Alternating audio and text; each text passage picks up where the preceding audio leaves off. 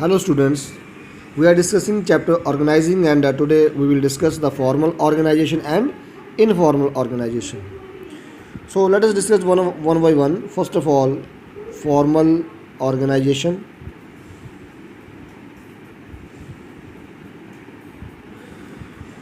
In all the organizations, employees are guided and by rules and procedures to enable smooth functioning of the enterprise.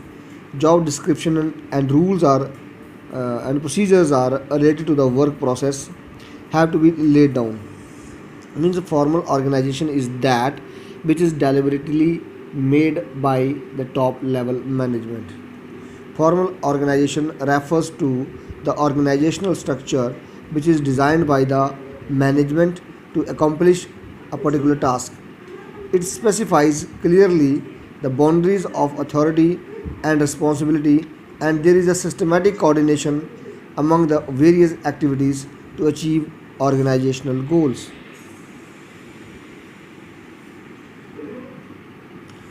So this is बच्चों वो organisation और structure जिसे सोच समझ कर plan तरीके से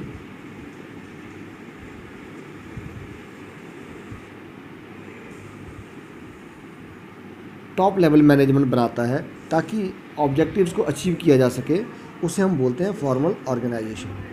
सम फीचर डेफिनेशन की बात करें तो formal organisation is a system of well defined jobs, each bearing a definite measures of authority, responsibility and accountability.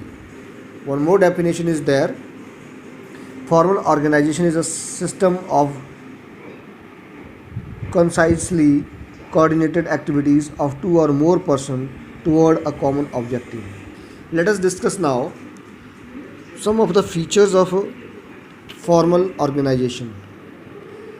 So number one, it is deliberately designed by the top level management. Number two, it is designed to achieve some specific objectives. Number three, it specifies the relationship among various job positions. Number four, efforts of various departments are coordinated under in the formal organization. And number five, it places more emphasis on work to be performed than interpersonal relations of the employees. Okay, now let us discuss the informal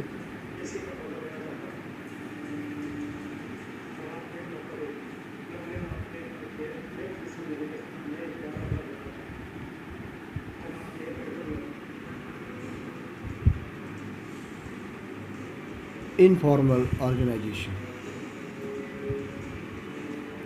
No, informal organization means which is not deliberately managed, framed by top level management.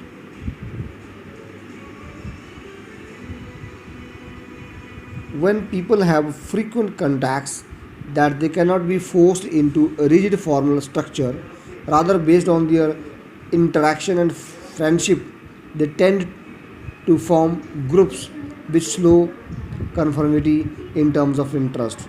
Interaction among people at work, interaction at people at work, once again I'm telling, interaction among people at work gives rise to the network of social relations which is called the informal organization. So let us discuss the definition of informal organization. An informal organization is an aggregate of interpersonal relations without any concise purpose but which may contribute to joint results. Let us discuss the features of these one by one. It emerges spontaneously and is not deliberately created by the top level management. Number two, an informal organization originates from within the formal organization. Number three, the standard of behavior evolve from the group norms rather than officially laid down rules and regulations. Number four, independent channels of communication without specific direction or flow of information are developed by the group members. And number five, it has no definite structure or form because it is a complex network of social relations among the employees at work. So, this was about the formal and informal organization. Now, three important terms are there which are left in this chapter. That is number one, authority,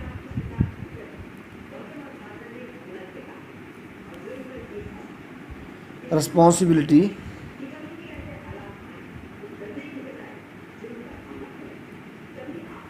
and number three,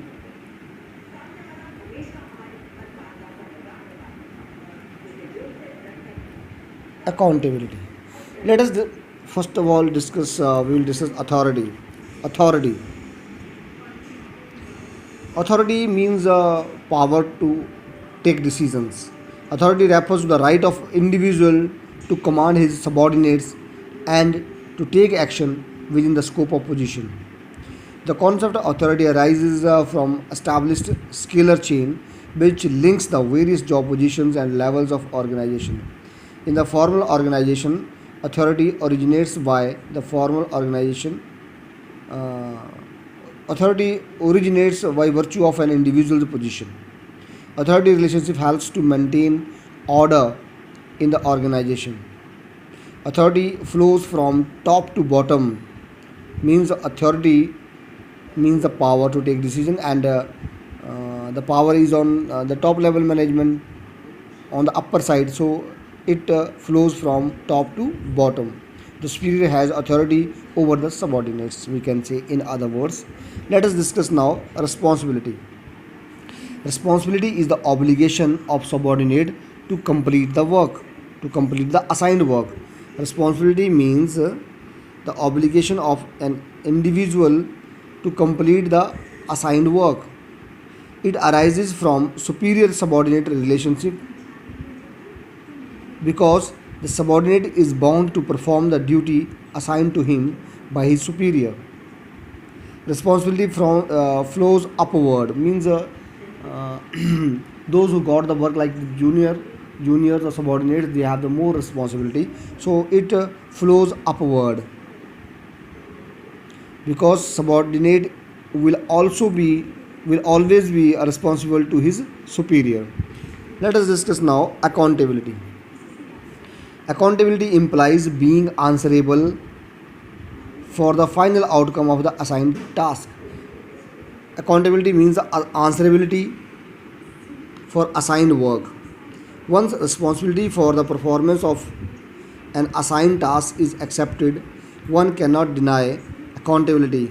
So, accountability arises from responsibility. Accountability flows upward because subordinates will be accountable to a superior for satisfactory performance of work. The subordinate will be expected to explain the consequences of his action or omissions.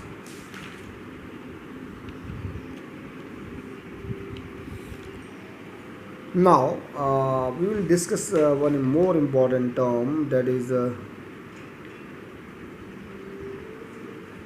delegation.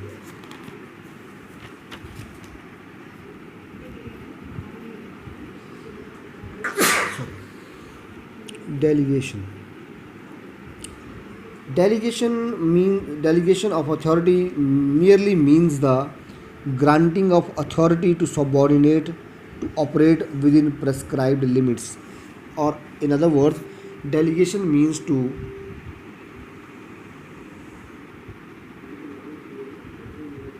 grant some work to the subordinates so as to lessen the burden of the superior. Means superior can give some of his work to perform to his subordinate so that some of his work will be decreased and he can contribute more of his time in the important issues of the organization. So this is about delegation. Some of the definitions of delegation. Delegation of authority means the granting of authority to subordinates to work within the prescribed limits. Or one more definition is there: delegation is the process in which a manager follows in dividing the work assigned to him, so that he performs that part which only he, because of his unique organizational placement, can perform effectively, and so that he can get others to help with what remains. If in simple words, we can say that delegation means granting of some work by the superior to his subordinate to work, so that his burden can be decreased and he can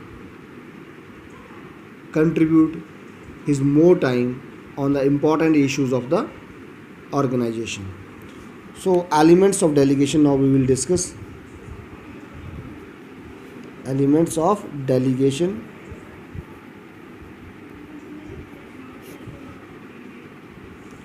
There are three elements of delegation. These are authority, we discussed right now, responsibility,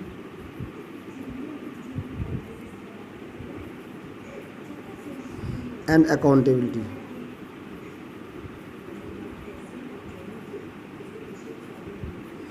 जो there are elements of delegation. Three elements are there. Number one, authority. Number two, responsibility. And number three, accountability. All we discussed right now. So in this video, we discussed formal organization, informal organization, delegation, and elements of delegation, that is authority, responsibility, and accountability. That's the remaining part of this chapter. We will discuss in the next video. Till then, okay, bye.